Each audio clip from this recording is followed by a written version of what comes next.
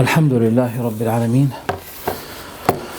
وصلى الله وسلم على سيدنا محمد وعلى آله وأصحابه أجمعين.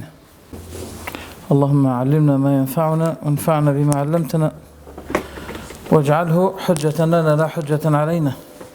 This is beautiful supplication. Oh Allah, teach us what benefits us, and let people be benefited by what you taught us, and let it be hujjah, a plea for us, not a plea against us. And among the beautiful supplications also, Allahumma ja'al amali saliha, oh Allah, let my work be righteous, good. وَاجْعَلْهُ لِوَجْهِكَ خَالِصًا, and let it be purely for the sake of your pleasure. وَلَا تَجْعَلْ لِأَحَدٍ فِيهِ شَيْئًا, and don't let for that work a portion for anyone else. This is the halaqah number 27 of Tahawyah. I hope today is going to be the last, inshaAllah ta'ala. We start.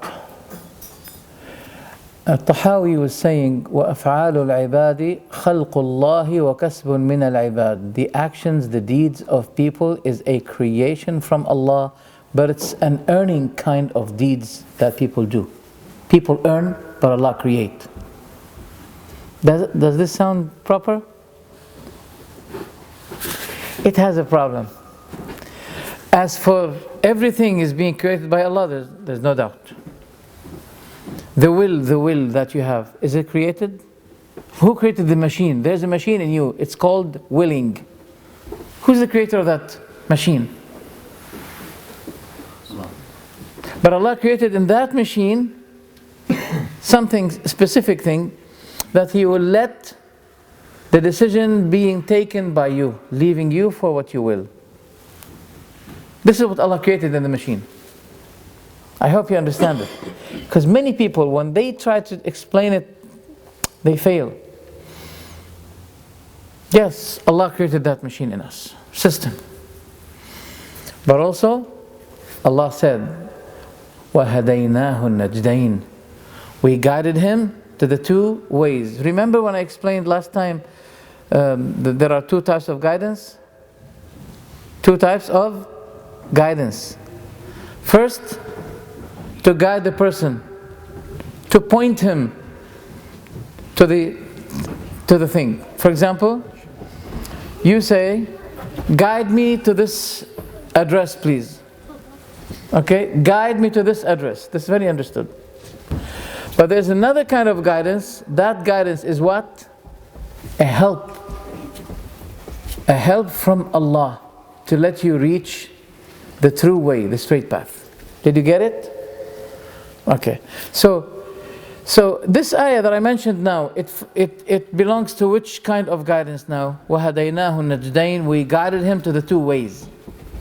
Which one? To the linguistic guidance or to the Shari'i guidance? No, to the linguistic. Because Shari'i guidance, it is only one that is good. There is nothing called divine guidance, but it's bad. Just like when we talk about bid'ah. In matter of deen, there's only one bid'ah that is evil. There is no good bid'ah. In terms of lively issues, there is good bid'ah and bad bid'ah.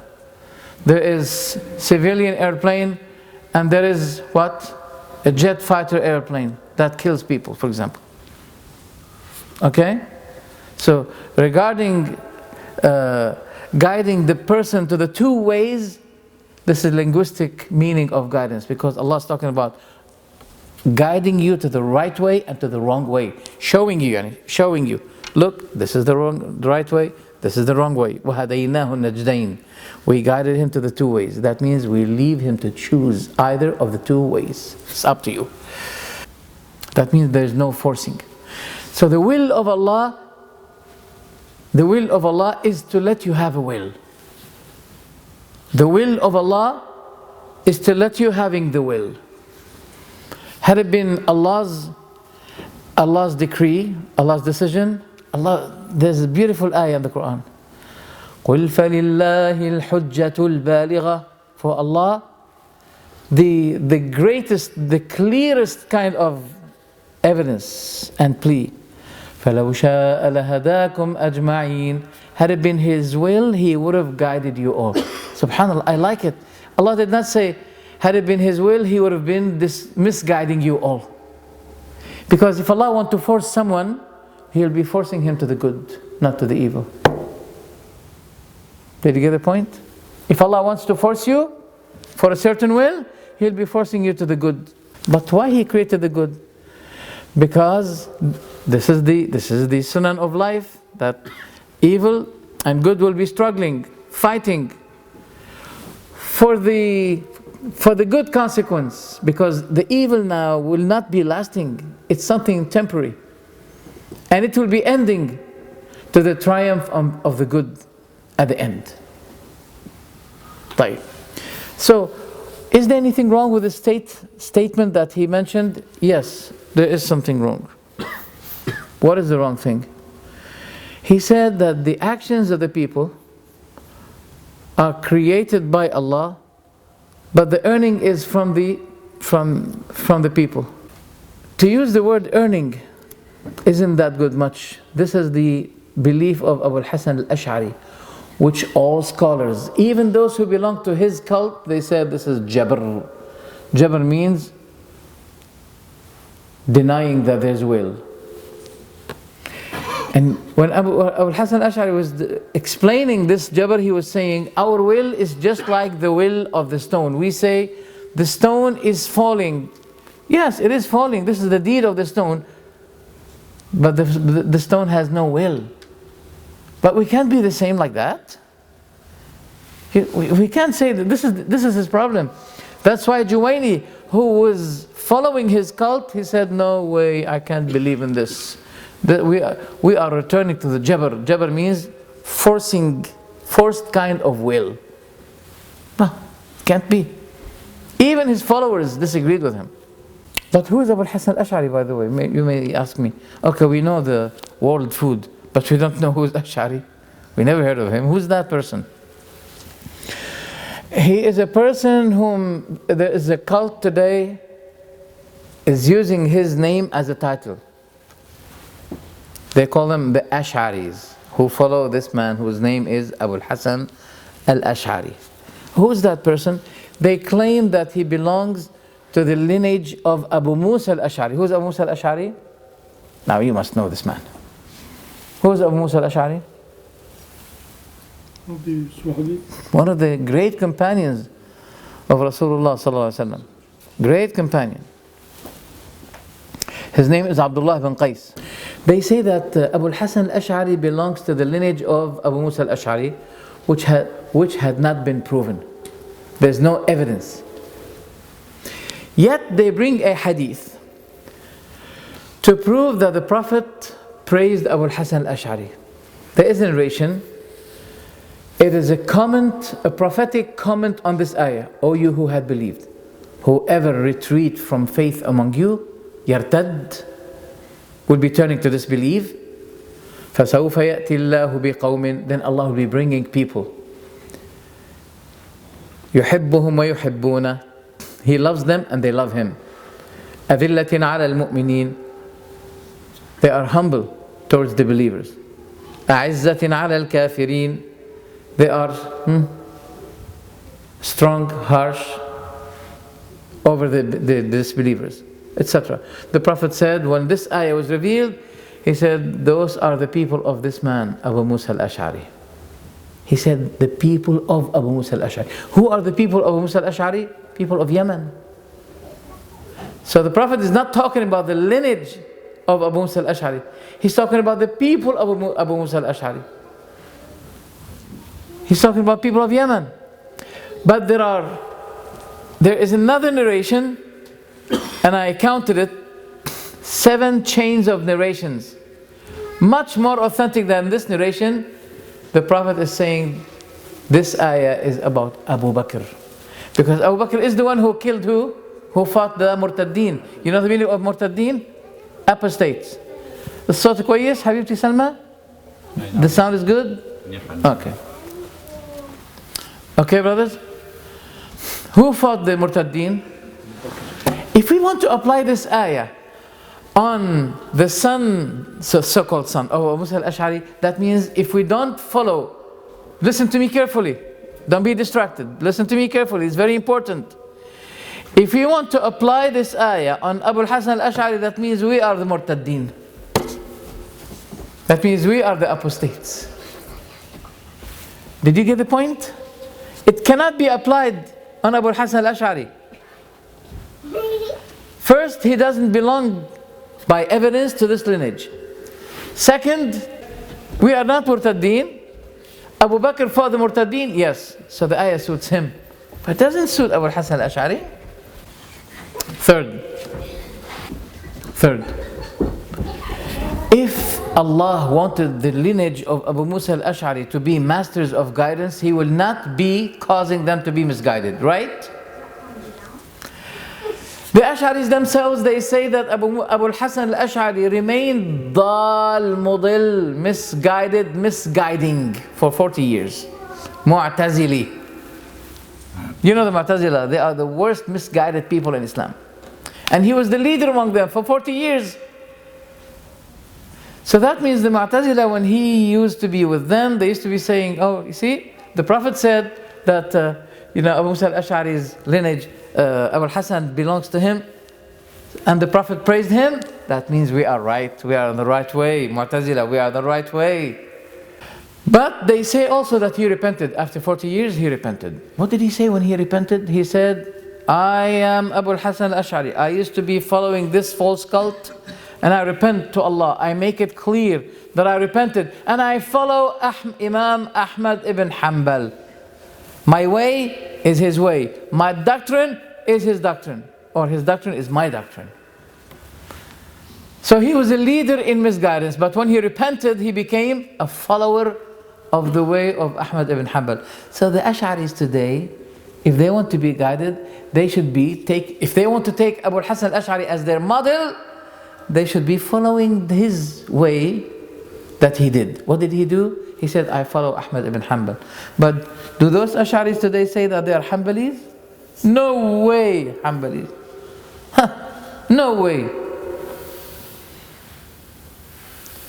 So if they want to be real Ash'aris, guided ones, if they want to be real followers of Abu al-Hasan al-Ash'ari, they should be Hanbalis. Because their leader, Abu al-Hasan al-Ash'ari, when he repented and he said, I'm going to follow the right way, he followed Ahmad ibn Hanbal. And when Allah wanted Ahmad ibn Hanbal to be a master of guidance, and he is, He did not let him pass 40 years of misguidance before. This is quick تعريف. What's the meaning of تعريف؟ ساعدني يا جبار. Definition. لا تعريف غير abbreviation, I think. Abbreviation, right? Interpretation, okay.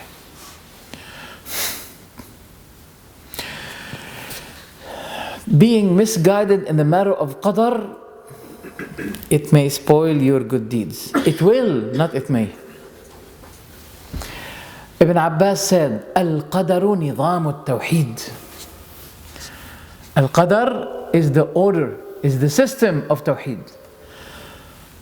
فَمَنْ كَذَّبَ بِالْقَدَرِ, whoever disbelieved in the qadar of Allah, نَقَضَ تَكْذِيبُهُ تَوْحِيدَهُ. His denial of qadar will be also denying his what? His tawheed.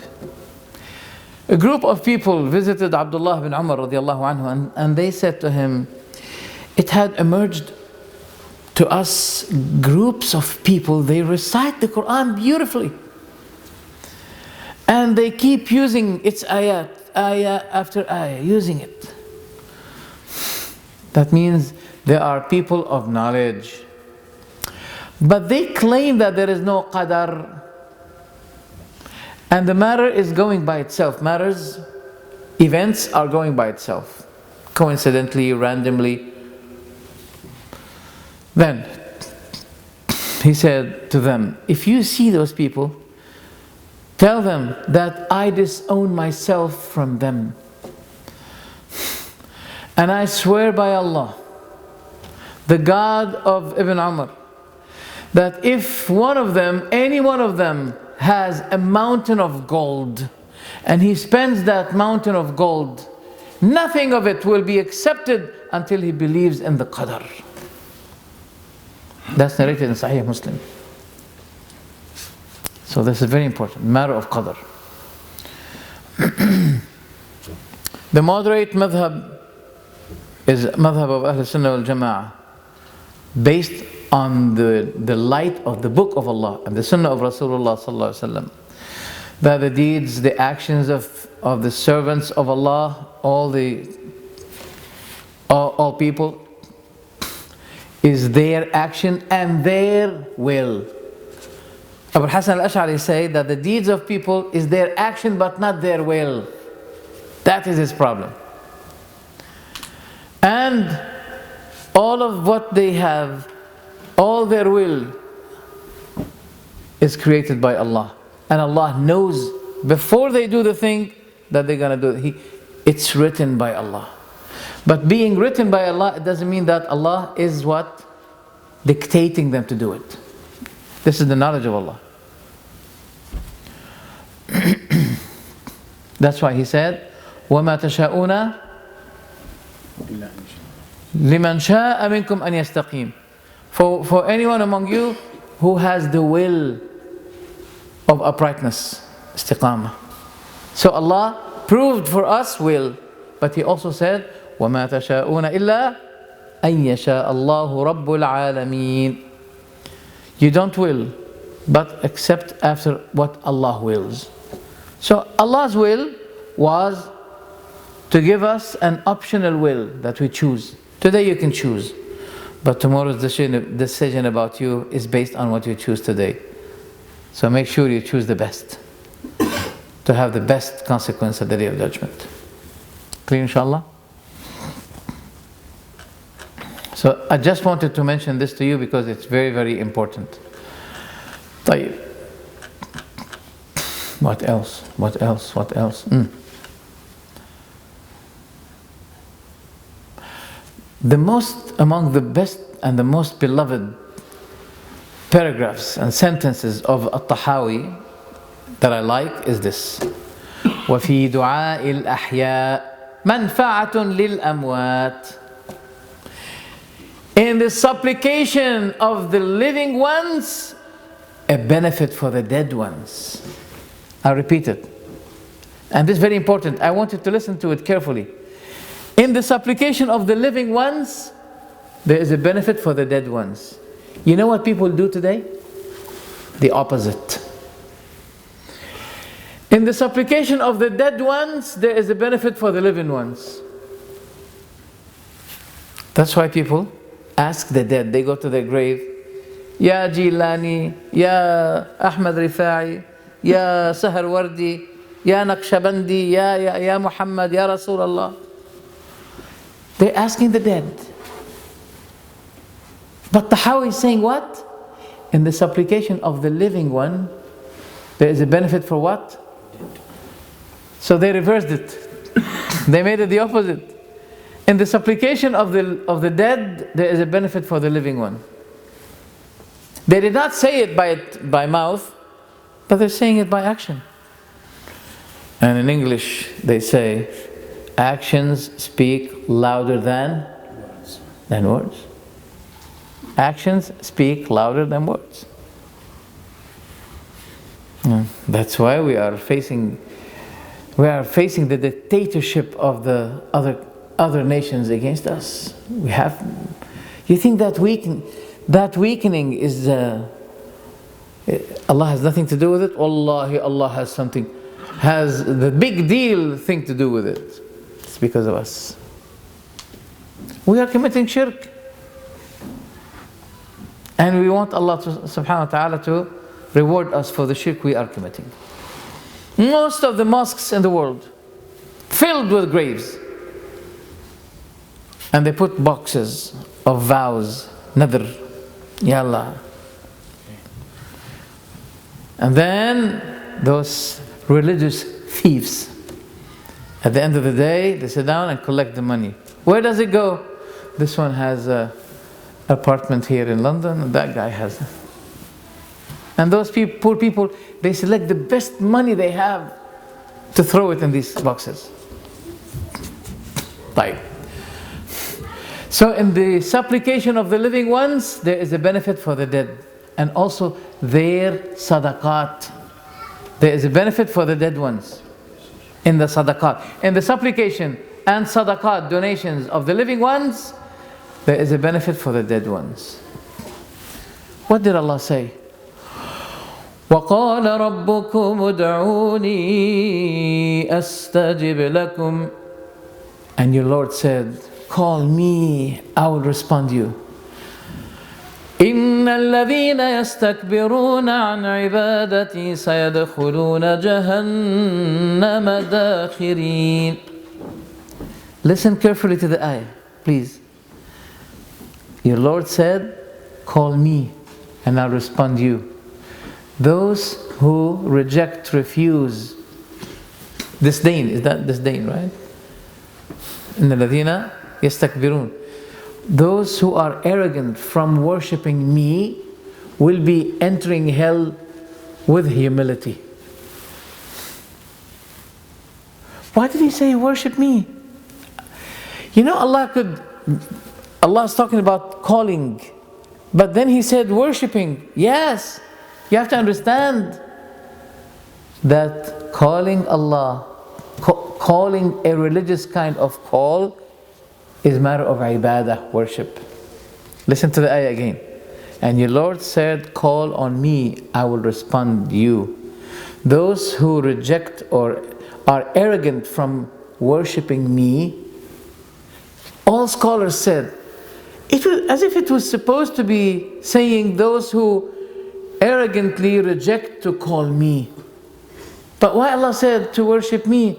Allah wanted you to understand that calling is worship. When you know that calling is worship, you should not be directing that call to anyone other than Allah, because you'll be directing a worship to Him. Is this clear, brothers? Now, so in the supplication and the calling of the living one, there is a benefit for the dead one.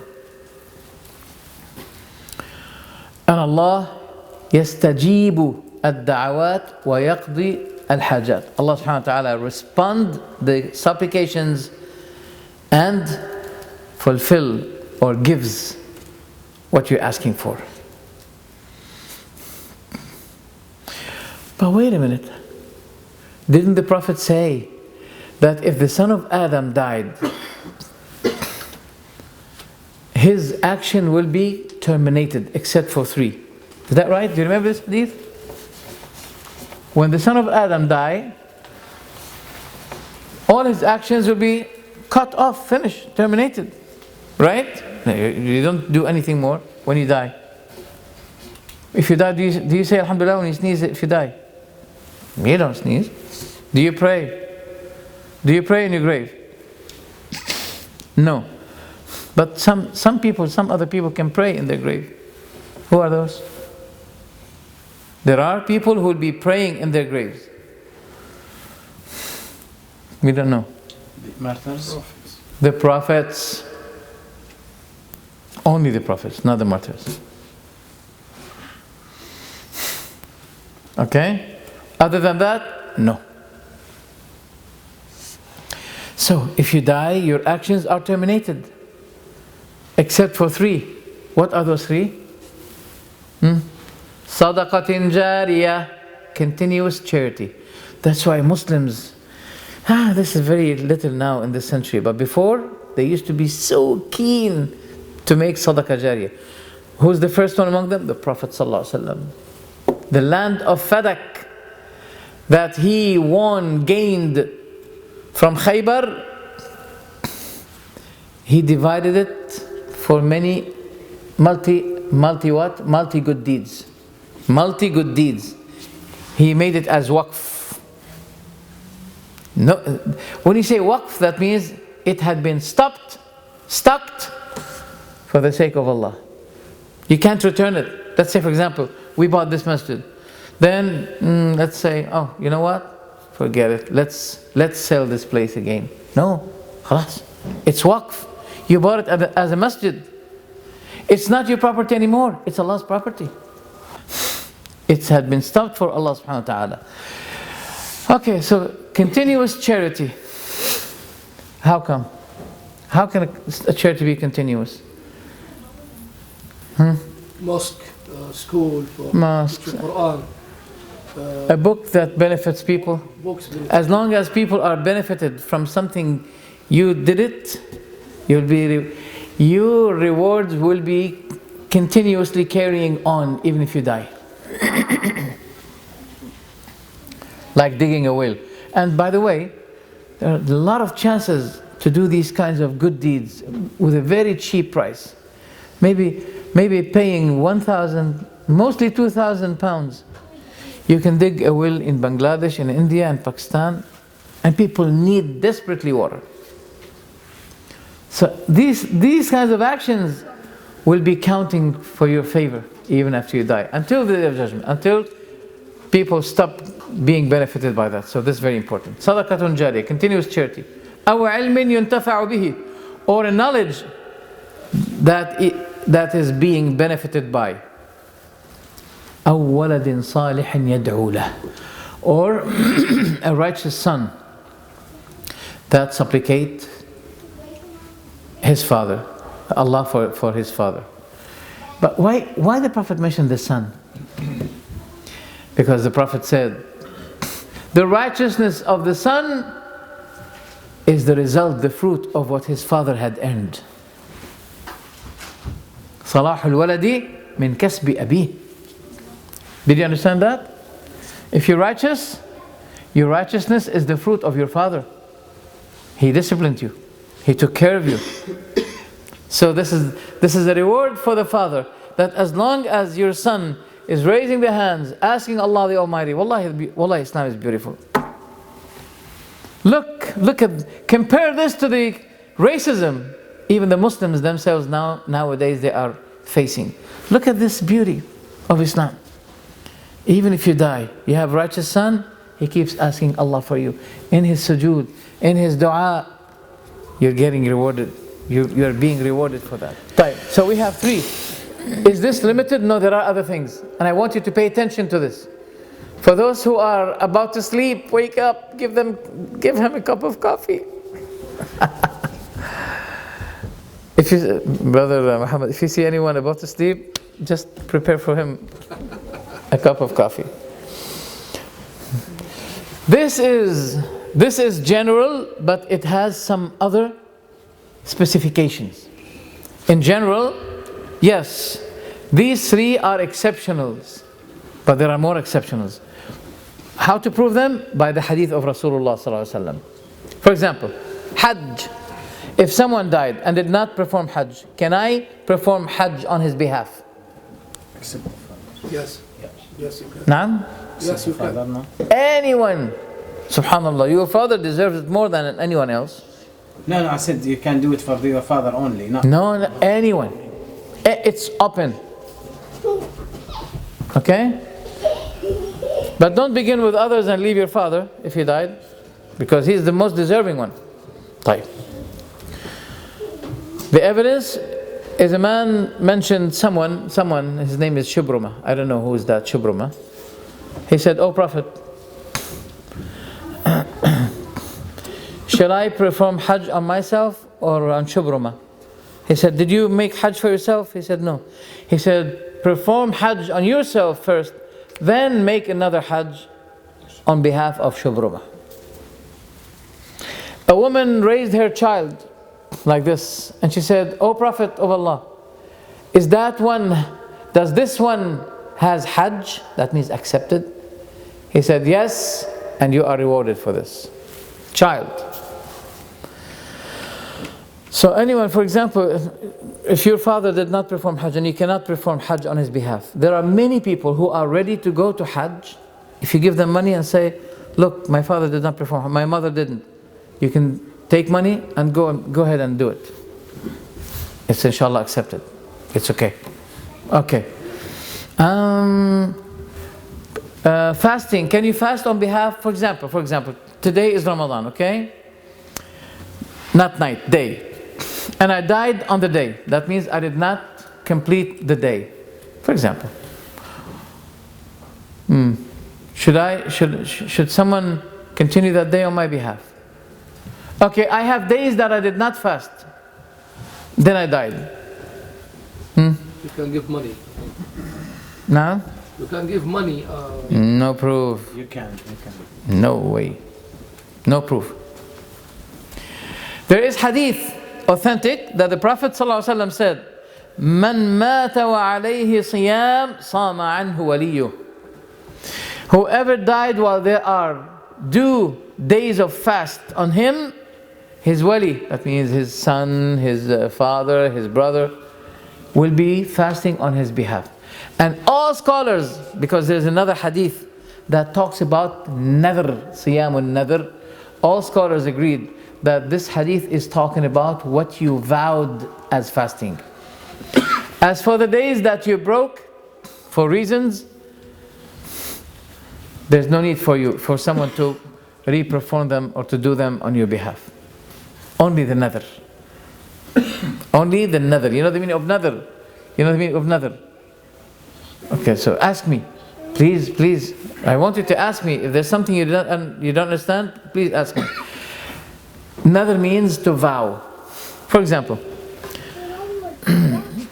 my brother here, he has a son and he has exams. He says, or the mother says, "Oh Allah, if my son passed the exam, I will pay 1,000 pounds for the poor people." Then she, for example, she died. Okay? No, sorry. This is nadr. Okay. Is this good? No, it is not good. But it's halal? It is halal. It is hated by Allah to make nadr. You know why? As if you're saying, "Oh Allah, if my son passed, I'll give donation. But if he did not, I'm not going to give donation." That's why the Prophet said, the vowing kind of donation which is conditioned, provided by something you want, is something that is being taken out from the stingy people. Stingy people. But is it haram? No, it's not haram. You can do it, but Allah hates it. Because Allah wants you to donate without condition. Okay? So siyam, the fasting of nadr, is the fasting that if you died and you did not make it, someone has to make it on your behalf. So we have hajj and siyam. Do you get me here? Okay. What about praying? For example, I came to the masjid and say, oh Allah, Allahu Akbar, and you attend that I'm doing this on behalf of my father to let him be rewarded. The answer is no. So there's no open ticket to do any kind of sadaqah or good deed on behalf of the on behalf of the dead, except what the sunnah had specified, except what the sunnah had exempted. You can perform hajj on the one who did not but died. You can fast on behalf of those who vowed fasting but they died, but you cannot pray on behalf of someone, be it your father, your mother, or etc.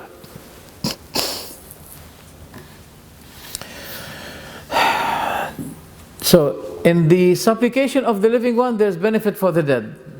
Okay. What about reading Quran? Yasin wal Quran al Hakim. How much people love to recite on the dead people this surah, to the extent that it is believed to be the surah of the dead people, based on fabricated hadith. Iqra'u ala mawtakum Yasin.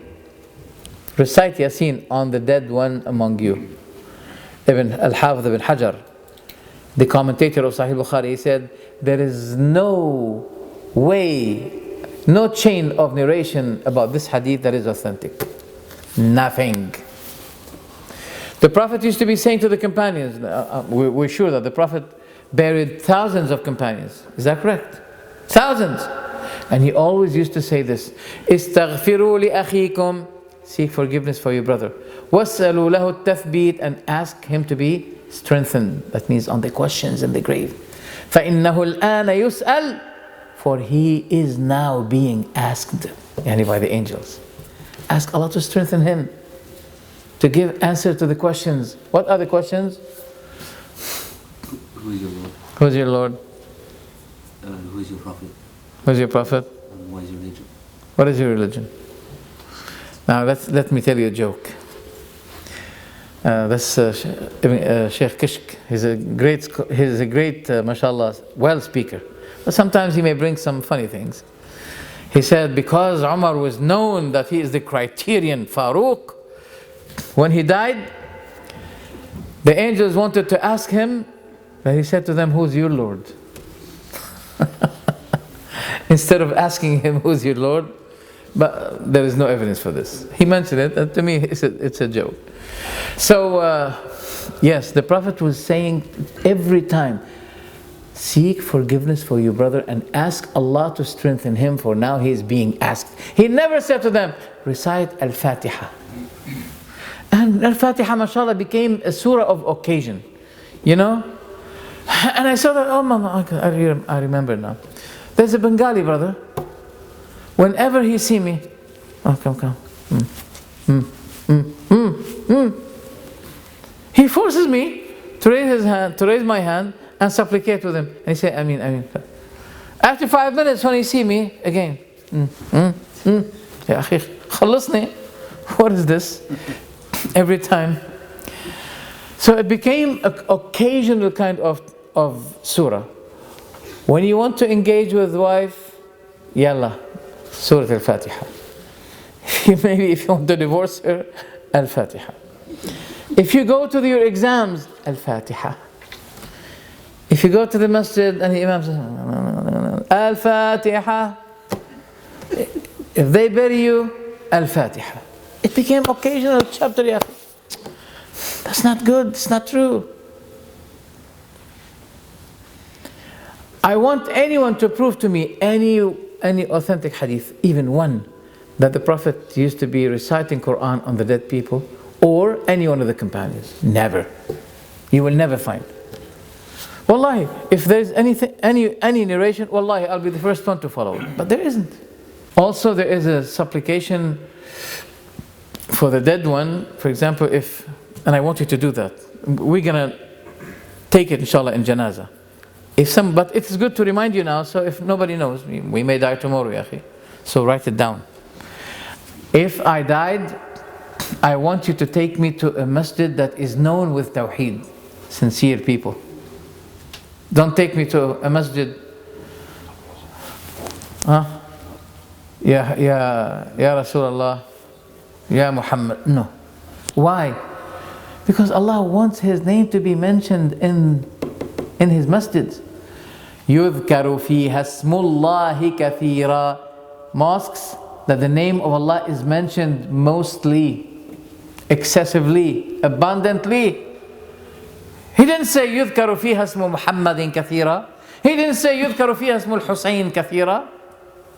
He said يُذْكَرُ فِيهَا اسْمُ اللَّهِ كَثِيرًا. So, say, I want you to take me to a masjid of Tawheed, a good masjid, people with sunnah. Take me there. And at least make sure that 40 people, invite people much more. So at least there will be 70 or 100 people performing janazah on me. And let the lines be 3. Even if they are 40, 30, 20, make the lines 3. Because the hadith, the Prophet said, if there are 3 lines on the one who died, that means making salah on him, they reach 3 lines. So this is the sunnah. There's a hadith, the Prophet said, if they are 100, if they reach 100. In another narration, 70 sincere servants of Allah, they reach 70. They ask Allah, seek shafa'ah for him in their janazah. They ask Allah for him, but they will be heard for him. but they will be heard. So there is no qiyas to say, if the Prophet allowed it in Hajj, I can allow it in another way. No. What the Prophet named for you, that this is exceptional, you should be going with this exceptional. Not by measuring this issue by that issue. No way. And reciting on the dead people is an ugly innovation. I used to be a reciter on the dead people when I was young, because not only now my voice is good, since I was young my voice is good. You believe this? Since I was young. When someone died, people call me. Hey, Dimashqiah, yes, what's wrong? Somebody died. Oh, what a good news. What a good news. Basharak Allahu bil khair. May Allah reward you for this good news. It's good news for me, because I go there and I recite Quran and they give me money.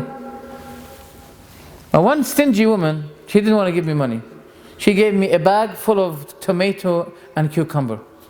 So I said, okay, you didn't give me money? Okay, I'm going to read Quran against your dead man. خُذُوهُ فَغُلُّوهُ ثُمَّ الْجَحِيمَ صَلُّوهُ ثُمَّ فِي سِلْسِلَةٍ ذَرْعُهَا 70 ذِرَاعًا فَاسْلُكُوهُ. Let him go to hell.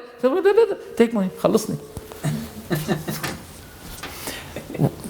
This is the situation. There are people who do not pray and they are blind, and they call them, when someone dies, they recite some Quran on the dead at his grave, and they hang one another. Many blind people. That's in Lebanon. So they hold hands, the blind sheikhs, and they keep reciting Quran. And one of them says to the other, check the son of the dead. Did he put his hand in his pocket? Not yet. They're waiting for the money. And they don't, wallahi, I attended once I was praying in a masjid. And I saw, the box, what do you call it, the tomb? The tomb, right? The coffin. They put the coffin and they're praying janazah on him. And people are praying Asr.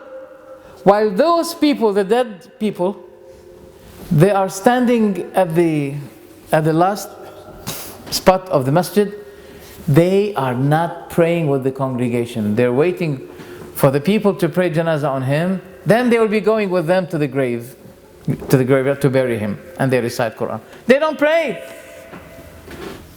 It became a profession, a way of making money. This is the sad situation of the Muslims.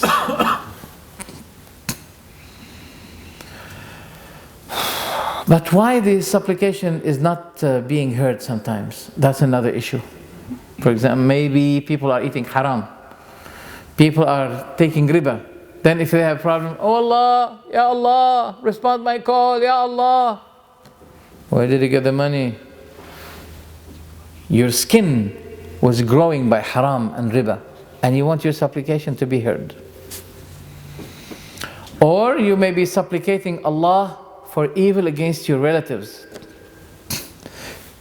or asking Allah for something which is evil, or asking Allah something that you hate while Allah knows it's better for you. You don't like it. Oh Allah, I don't like this. Yeah, we don't know. Allah will not hear you on this, because this will be causing expiation for your sins. Is better than being punished at the day of judgment. You son of Adam, don't know what is good for you. Sometimes, as Allah said, وَعَسَىٰ أَن تَكْرَهُ شَيْئًا وَهُوَ خَيْرٌ لَكُمْ. You may hate something while it's better for you. الطحاوية said, وَيَمْلِكُ كُلَّ شَيْءٍ وَلَا يَمْلُكُهُ شَيْءٍ ولا غنى عن الله تعالى طرفة عين ومن استغنى عن الله طرفة عين فقد كفر وصار من أهل الحين. This is a general statement. I'm going to translate it. There's no need to explain it. Allah has control over everything, and nothing has any control of Him. Nothing can be independent of Allah even for a moment, and whoever considers himself independent of Allah for a moment has committed unbelief and becomes among the people of perdition. people of disbelief. I like this ayah and I want you to share, enjoying listening to it with me. وَرَبُّكَ الْغَنِيُّ ذُو الرَّحْمَةِ إِن يَشَأْ يُذْهِبْكُمْ وَيَسْتَخْلِفْ مِنْ بَعْدِكُمْ مَا يَشَاءُ كَمَا أَنْشَأَكُمْ مِنْ ذُرِّيَّةِ قَوْمٍ آخَرِينَ. And your Lord is the free of need, the possessor of mercy. If He wills, He can do away with you and give succession after you to whomever He wills, and He can let you die and bring other nations that are better than you. Just as He produced you from the descendants of another people. Ghani, free of the need, created everything from nothing. That is why yesterday I was saying, if people say that the nature created, okay, who's the creator of nature? Because they have to admit that the nature is created, right? Can they say that the nature is creator but not created? They can't say. Right? So the nature is created. Who created the nature? But they may say, okay, we can ask the same thing about your God. Who created God? Oh, no way. Because the description of the nature, you admitted that it is created. But we do not agree, we disagree with you that Allah is created. He is the God, because one of His attributes is Al-Wajid, the exister. And He's not existed. He is Al-Wajid. That's why there's a mistake that those, people who are far from Sunnah, they say Allah is existed without place. By this they are proving that Allah is existed, that someone existed Him. Shame on them when they use that term. You can't say Allah is existed. وَلَا أَنَّهُ يَغْضَبُ وَيَرْضَى لَا كَأَحَدٍ مِنَ الْوَرَى. And Allah is angered and can be pleased, but not in the same way as any creature. We know that. Nothing of Allah's attributes are similar to our attributes, except in many cases by names.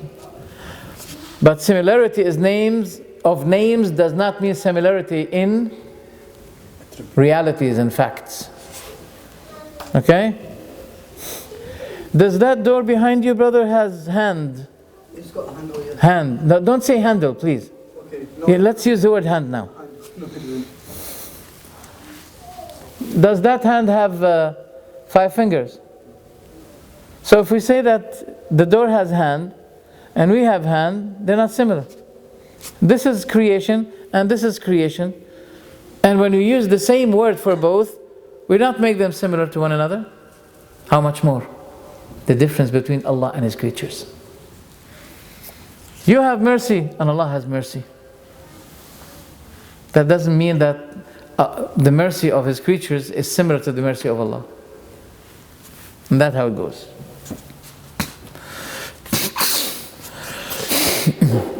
طفي ضوي on and off. طفي ضوي on and off. Off and on. لا record يا أخي. روح الله يهديك. We come here now to a very important topic. As-Sahaba. And this is one of the beautiful statements of Tahawyah.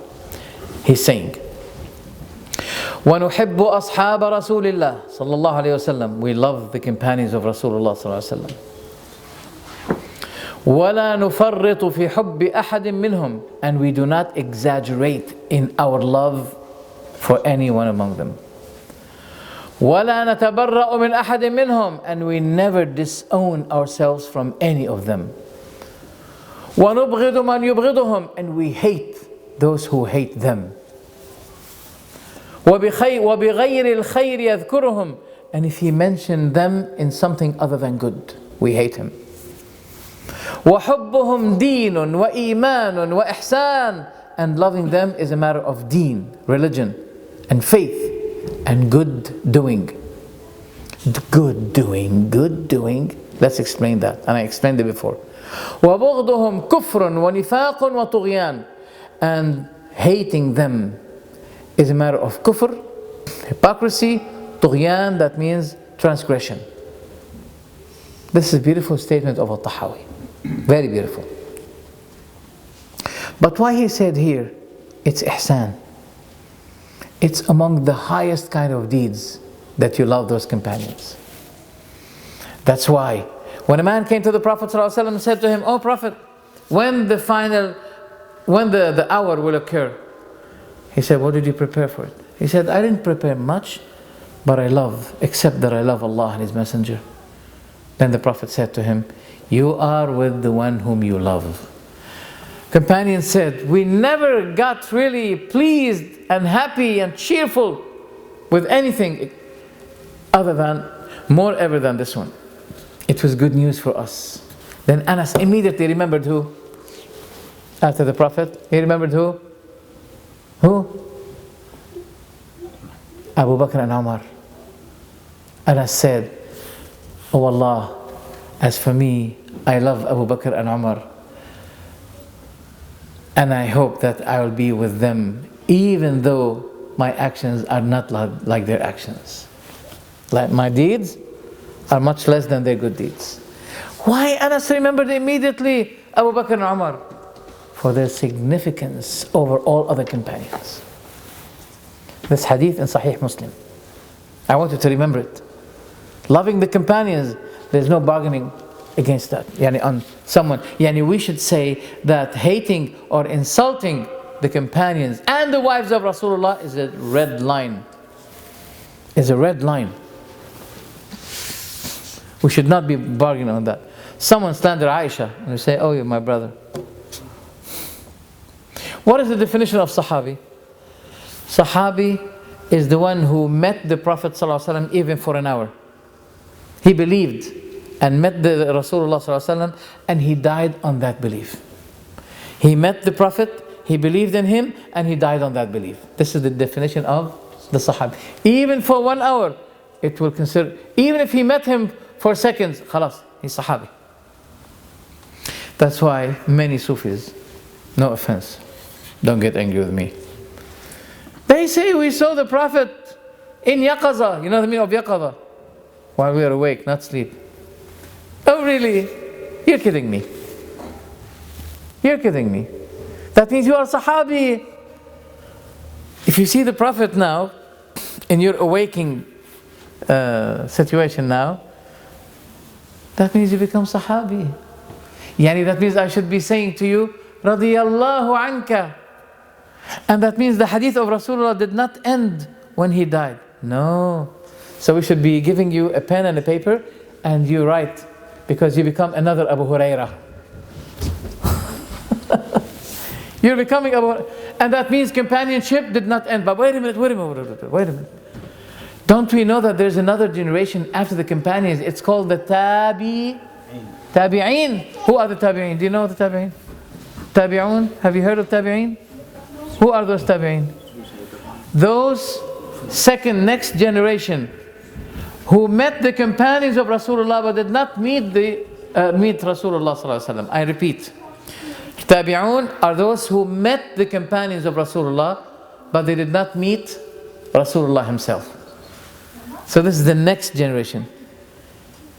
When there is a generation called Tabi'een, that means there will never be any other generation or someone, at least even one person, who deserves to be called companion. Did you get my point? Did you understand it? How come there's a man, he's still alive, his name is Tahir Qadiri. I don't know if you heard of him. He says, I met Rasulullah not in my dream, by what? While I'm awake. That's a lie. Otherwise we're gonna be calling, mashallah, as-sahabi Tahir Qadiri radiyallahu anhu. You can't say that. Khalas. Sahabi is the generation of those who saw Rasulullah. Any other generation are Tabi'een. And by the way, Tabi'un are the second most praised generation by the Prophet ﷺ. So the number one praised generation by the Prophet's perspective are those who? Sahaba. Next after them are? So anyone who says, I saw the Prophet, that he, as if he's saying, I am better than the next generation, I belong to the first generation. Liar! Kadhab! Who would believe that? Be careful. So are they all udul adl? Adl, yani that means they are praised one. Yes. Adl means, some people may explain that he is infallible, sinless. No. Adl means fair person, yani fair. Adl means he never lie against the Prophet. The lie against the Prophet never been known at the lifetime of the companions. None of them was accused of lying against the Prophet ﷺ. Some of them fell in fornication, in certain sins, yes. In lying, no. In certain sins, yes. In lying against the Prophet, never. Never ever. That is why, if the tabi'i who belongs to the next generation, he said, I heard from one of the companions of Rasulullah that the Prophet said such and such and such. But he doesn't know the name, he doesn't remember the name of the Sahabi. Is this narration weak or authentic? Accepted. Accepted. Why? جهالة الصحابي لا تضر. Not knowing the name of the companions doesn't harm the narration. Any Sahabi is authentic. Did you get the point? Any Sahabi. The Sahaba fell in some disagreements between themselves. There is some war that happened between them. Yes. But did they fight for the cause of dunya? No. La wallah. What about Muawiyah? How much Muawiyah is slandered. And Muawiyah, by the way, is the door of slandering the other companions. When that door is opened, they will be going now to other companions.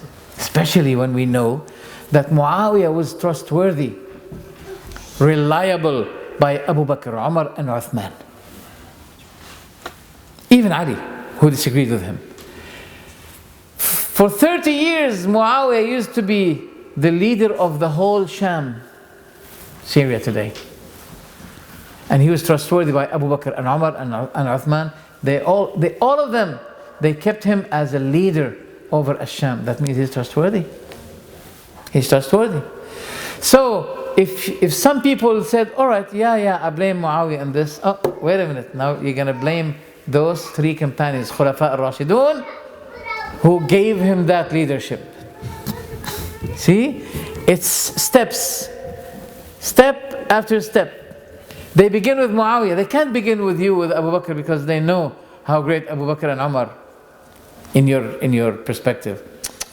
Shaitan has steps to do with you.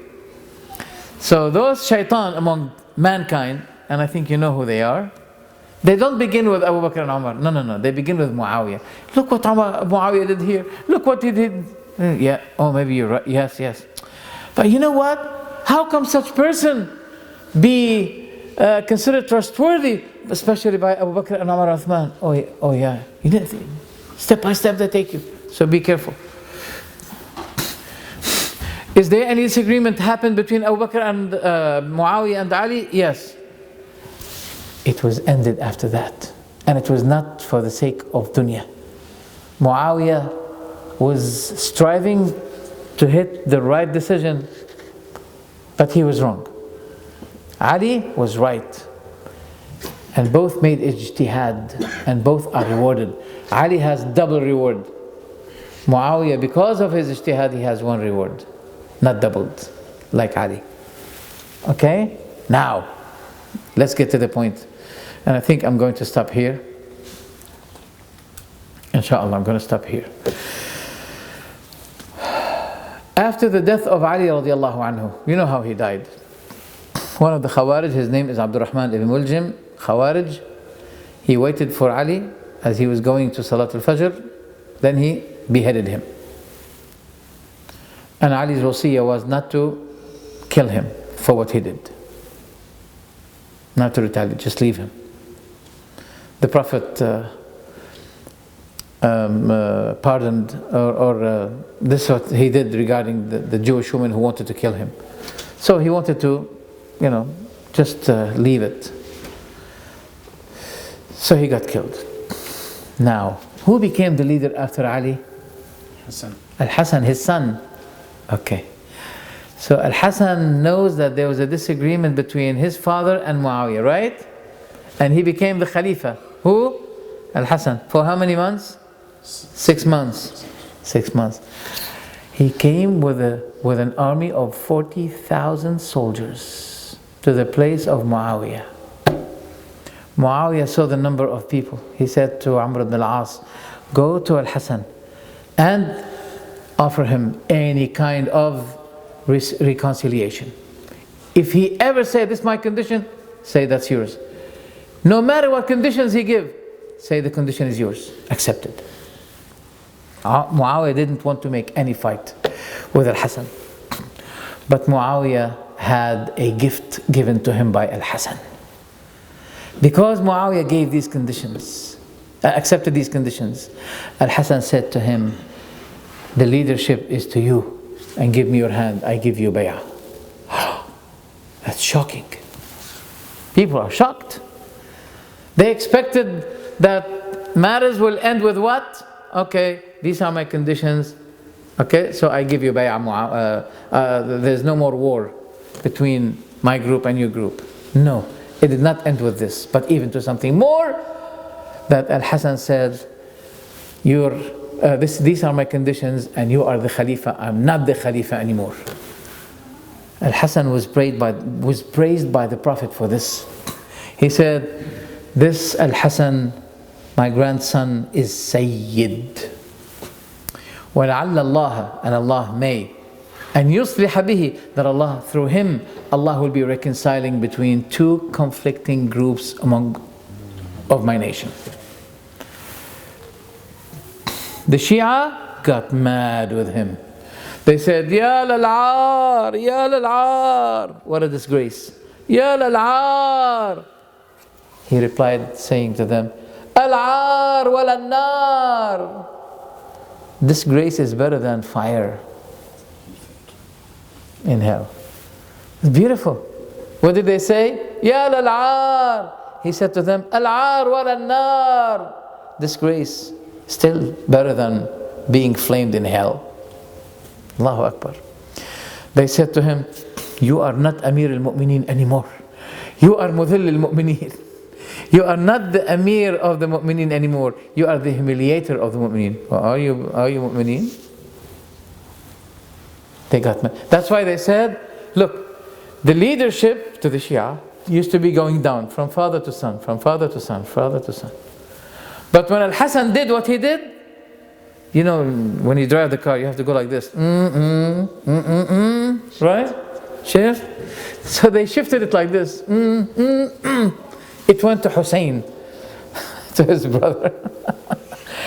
Why? They say, that's why they say, Wallahi, it's in their so-called authentic book. They said after Hassan, what he did, Allah subhanahu wa ta'ala refused to let the son of Al-Hassan be his viceroy after him. It went to his brother Hussein and on. So Allah is angry with Al-Hassan. La wallah. The Prophet said, Hassan is Sayyid. Now, sometimes you may see some people who claim that maybe they're right. But since they know that they belong to Rasulullah in their lineage, they say, I am Sayyid. No, you're not. But the Prophet specified Al-Hassan for being Sayyid because of this good deed that he made. That he caused the reconciliation between the two conflicting and fighting people among the ummah of Rasulullah sallallahu alaihi wasallam. He didn't say to anyone, Al-Abbas is Sayyid. No. He didn't say that. He said to Zayd, Anta mawlana wa sayyiduna. So, why he deserved it? Because of this good action. The Prophet praised Al-Hassan for this, but he did not praise Al-Hussein for going to Al-Kufa. Yes, he showed sadness because he knew that his grandson Al-Hussein is going to be killed in Al-Kufa. And Jibreel brought him a red kind of sand. He said, this is where your grandson Hussein is going to be dying, in Al-Kufa. So he did not praise Al-Hasan for what he did, because Al-Hasan was advised by Abdullah bin Umar, by many companions, by Jabir, many companions, by Ibn Abbas, don't go to Al-Kufa. He said, those people of Kufa are inviting me. They're going to support me. He said, people of Al-Kufa are betrayers. They are well known in this. Don't go. They're going to get against you. And that's what happened. Al-Hussein went there and they killed him. And today, until today, when the Shia make this mourning, they say, we killed him. Even their books admit that the Shia of Hussein are the killers of Hussein. And they kill the person and they cry for him. They kill him and they cry for him. That's them. So we are going to stop here. If you give me another halaqah tomorrow, inshallah, to end. Khalas, we're done. There's still four pages and we're done. So inshallah ta'ala, no, 3 pages only. By this, we'll be ending Tahawyah, and that's good inshallah. By the way, from the first one, Tahawyah explanation, until 15, it had been uploaded 2 days ago, and now it's in my website, in my account in YouTube. So if you want to follow up all of those previous, and in 2-3 days time inshallah, all the lectures of Tahawyah that I gave here is going to be uploaded as well. So inshallah, this will be thank you for attending, and may Allah subhanahu wa ta'ala reward you. But this is something that will be beneficial for you and for all the Muslims. Jazakumullahu khairan wa sallallahu sallam ala Muhammad. Is there any question you'd like to ask? No, Sheikh. You mentioned Tahir al-Qadiri was called Sheikh al-Islam by his followers. He claims that he was taught by Abu Hanifa in his dreams. What would be your reply to that? We say don't eat cauliflower too much, because it will cause you bad dreams. Don't eat cauliflower too much. It causes bad dreams. Look, he said, I saw the Prophet. What do you expect me to say? He said, I saw the Prophet. So who's Abu Hanifa compared to the Prophet? He claims for years he has been taught by Abu Hanifa in his dreams. He was saying about one speech he says 18 years, and then another speech he says 9 years. He's exposed that he played games and he got money by these claims. There's a big story for him, but anyway, anyone who says to you, look, there's hadith, by the way. Whoever saw me in the dream had seen me in the reality. There's another narration, in this narration itself, or as if he saw me in reality. What does this mean? This means that if you saw the Prophet in the dream and you saw the Prophet himself, because there may be a deception while seeing the dream. The devil may say to you, I am Muhammad, but he will never be appearing in the form of Muhammad ﷺ. Some people think that whenever you see the Prophet Muhammad in any image, that means you saw him. That's not true.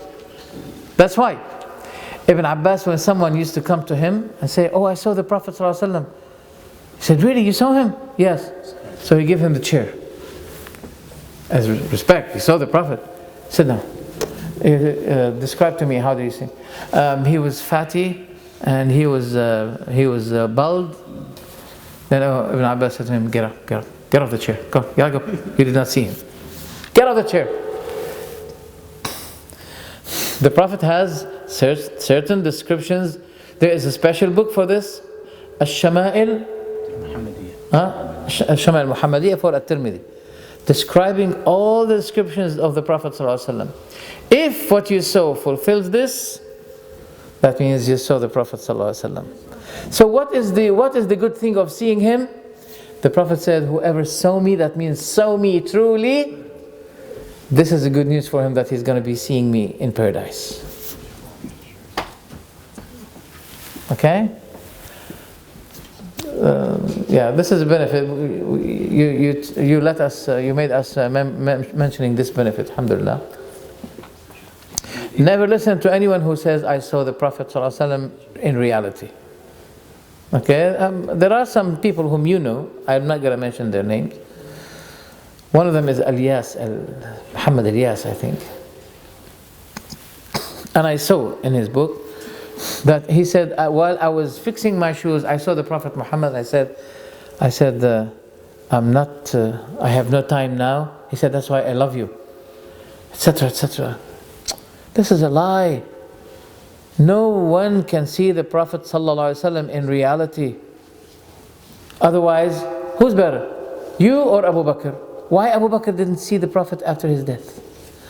Aisha stayed in her house for 40 years after the Prophet's death, and the Prophet's grave was inside her house, and she never said, oh, I heard the Prophet saying to me yesterday such and such. I saw the Prophet yesterday. If Aisha did not see him, Abu Bakr did not see him after his death, all the companions did not see him, who are you to say I saw him after his death? These are deceptions, so be careful. Jazakumullahu khairan. Wa sallallahu sallam ala Muhammad wa ala sahbihi ajma'in. The child who had been raised by his mother for Hajj, does that means the wajib, Hajj, the fard? No. Falls on it? Yeah, that's good. That's a good question. Yeah. He has to perform it when he... That's why he said, and you are rewarded. There is Hajj for him. There is. That means Allah subhanahu wa ta'ala will grant him rewards. Okay? And you will be rewarded. But that will not be sufficing him from the obligatory Hajj. Barakallahu feekum. Jazakallahu khairan wa sallallahu sallam ala Muhammad. La ilaha illa anta subhanak.